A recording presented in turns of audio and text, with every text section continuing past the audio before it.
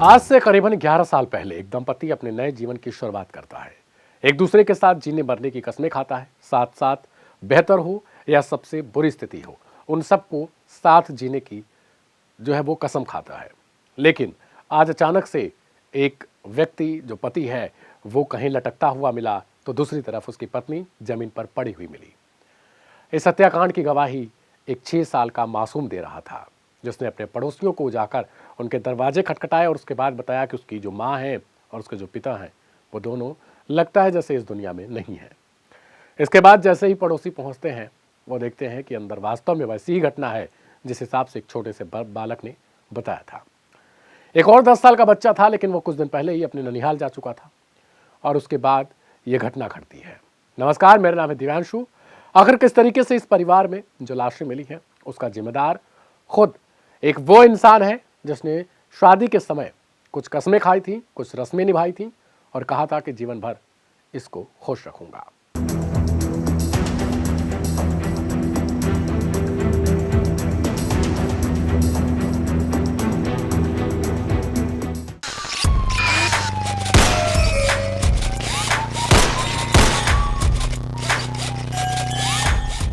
Crime कथा में यह कहानी बेंगलोर की है, जहां पर एक पति शादी के 11 साल बाद कुछ इस तरीके से अपने दिमाग को बदलता है, कुछ इस तरीके से सोचने पर मजबूर हो जाता है, कुछ इस तरीके की लत पकड़ लेता है, जिसके बाद उसकी पत्नी, उसके बच्चे और खुद उसकी जिंदगी सबसे खराब स्थिति में पहुंच जाती है।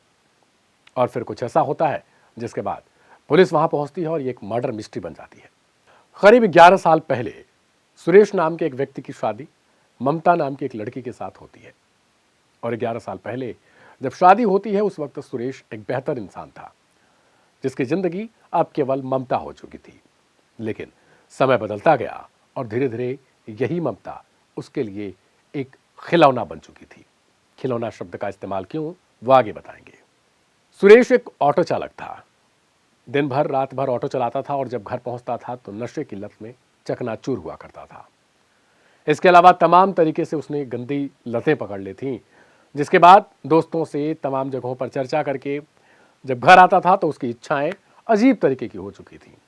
करीब 2-3 साल पहले उसने अपनी पत्नी के साथ बड़ी गंदी हरकतें, गंदी डिमांड, जो आप भी कहें, वो सब कुछ करने लगा था। और पत्नी हैरान हो गई थी कि इतना प्रेम करने वाला इंसान इतनी तेजी के साथ कैसे बदल सकता है, क्योंकि उसके पास पहले से ही 10 साल और 6 साल की 2 संतानें थीं।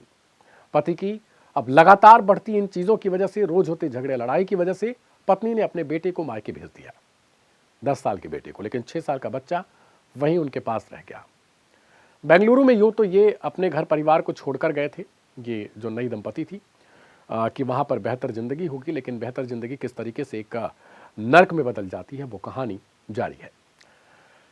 कुछ साल और बीतते हैं, धीरे धीरे अब समय आता है आज के दौर का, यानी आज से 2-3 महीने पहले का। पति बाहर से जब आता है तो उस वक्त उसके हाथ में फ़ोन रहता है और वो पत्नी को ज़बरदस्ती एक वीडियो दिखाने की कोशिश करता है। वो बार बार कहती है कि ऐसे वीडियोस मत दिखाया करो, बेटा देख लेगा, या फिर तमाम ऐसी चीज़ें हैं कि कोई पड़ोसी सुन लेगा, या फिर जो घर में लोग आए हुए हैं वो सुन लेंगे, या फिर जो भी लोग उस वक्त मौजूद रहते थे जब वो वीडियो दिखाने की कोशिश करता था, क्योंकि ऐसा कई बार कर चुका था। वो वीडियो हुआ करती थी अननेचुरल सेक्स की, जो बार बार वो दिखाकर कहता था कि मुझे भी तुम्हारे साथ ऐसा ही कुछ करना है। लेकिन पत्नी तंग आ चुकी थी, क्योंकि कई सालों से ये ऐसा कर रहा था। वो कहती है कि अब तुम बदल चुके हो, अब तुम वैसे नहीं रहे जैसे शादी के वक्त हुआ करते थे। लेकिन सुरेश फिर मारना पीटना स्टार्ट कर देता था, क्योंकि वो उस वक्त शराब के नशे में हुआ करता था। पत्नी तंग आ चुकी थी, वो कर क्या सकती थी। उसने प्लान बनाया कि अब वो बेटे के साथ कहीं और, यानी अपने घर वापस लौट जाएगी, लेकिन सुरेश इस पर भी राजी नहीं था।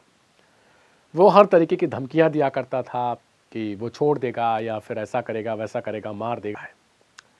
इसके बाद बच्चा कुछ वक्त तक रोते रोते बाहर निकलता है। जब उसे लगता है कि माँ बाप दोनों अब नहीं लौटने वाले हैं, तो वो जाता है अपने पड़ोसियों के पास और उनसे ये बातें बताता है। पड़ोसियों को उस वक्त लगता है कि ये बच्चा है, कुछ भी बोल रहा है। लेकिन कुछ मिनटों की देरी के बाद जब एक एक करके लोग अंदर जाने लगते हैं, घर में जाने लगते हैं, तो उनको लगता है कि हाँ, खून कहीं से आ रहा है। और जाते हैं अंदर तो देखते हैं पति पत्नी दोनों मर चुके हैं। वो आश्चर्यचकित हो जाते हैं। इसके बाद सूचना स्थानीय पुलिस को दी जाती है। पुलिस पहुंचती है। वो भी इस मर्डर मिस्ट्री को सुलझाने में शुरुआत में तो नाकामयाबी दिखाई देती है, क्योंकि कुछ मिनटों तक उन्हें कुछ समझ में नहीं आता। कि एक बच्चे की बातों पर कैसे यकीन करें। हो सकता है किसी और ने मारा हो और बच्चे को कह दिया हो कि तुम्हें ऐसा ऐसा बोलना है, लेकिन बाद में जब वो पोस्टमार्टम के लिए भेजा जाता है शव को, उसके बाद आगे की कार्रवाई किस तरीके से होती है, वो सब कुछ पुलिस के लिए हैरानी का सबब बन जाता है। पुलिस फिलहाल इस मामले में जांच कर रही है और जो बात निकलकर सामने आई है, जो फ़ोन्स खंगाले गए हैं, जो डिटेल्स मिली हैं अभी तक पुलिस को, उसके अनुसार यही है कि पत्नी से अननेचुरल सेक्स की बात करता था, उसके अलावा गंदी वीडियोस दिखाया करता था, लगातार शराब पीता था और न जाने क्या क्या शौक उसने पाल रखे थे, जिसके बाद उसका घर एक तरीके से बर्बाद हो चुका है। घर में अब कोई है तो वो एक 10 साल का मासूम है जो अपने ननिहाल में है, और एक 6 साल का ये मासूम है जिसने इस हत्याकांड को सबके सामने उजागर किया है। देखना अब ये दिलचस्प होगा कि आने वाले समय में ये कहानी क्या कोई नया मोड़ लेती है। कहीं ऐसा तो नहीं कि वास्तव में इस बच्चे को डराया धमकाया गया हो और कोई इस हत्याकांड के पीछे दूसरा हो जिसने इस कहानी को गढ़ा हो। लेकिन अब पुलिस इस मामले की जांच कर रही है। विस्तृत जांच रिपोर्ट आने के बाद ही पुलिस कोई नई इन्फॉर्मेशन दे पाएगी।